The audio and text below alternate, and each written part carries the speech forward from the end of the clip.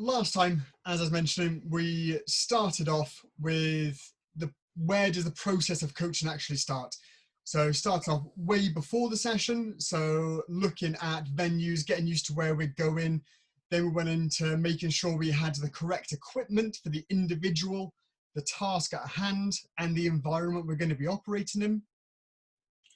We spoke about creating the correct learning environment for an individual to succeed. That included the ability to reduce an environment as need be.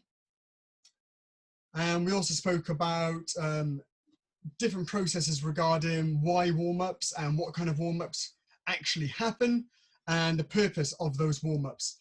So you can do a warm-up that's to get people more physically active. You can do a warm-up that's getting people to mentally engage. You can do a warm-up that's based around the social context and to get people relaxed in that way. So as Paul mentioned, it's all about games with aims and having some kind of purpose behind what we're doing and why things are happening. Just wanted to touch on this very briefly, the adventure experience paradigm. And this is what we were on about regarding being able to lessen an environment. So if we make things easier or make an environment easier, people tend to be able to experiment and explore within that environment. They're very comfortable, they're relaxed. They can start to play around with different strokes, different techniques, and get used to how things work. Whereas if we were always in a harder environment, it may be around people's peak adventure, so that kind of middle ground. So it could go a little bit too far and become misadventure, where the environment is too difficult for the task at hand or the individual, or it could be a little bit too less and be around that kind of adventure area.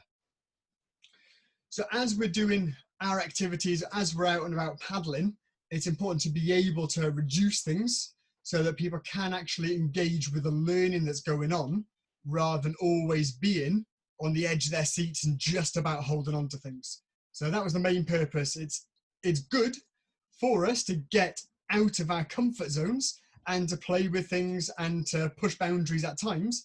But if we're on about coaching, learning and developing, then an easier environment means we can engage with the task at hand a little bit more. So using ferry gliding as a basic example, if we learned to ferry glide in a grade 4, it could be fairly difficult, whereas doing so on a sedate bit of water with a bit of flow, you can start to get your head around the concept a little bit more. So that's why we spoke about reducing the environment a little bit.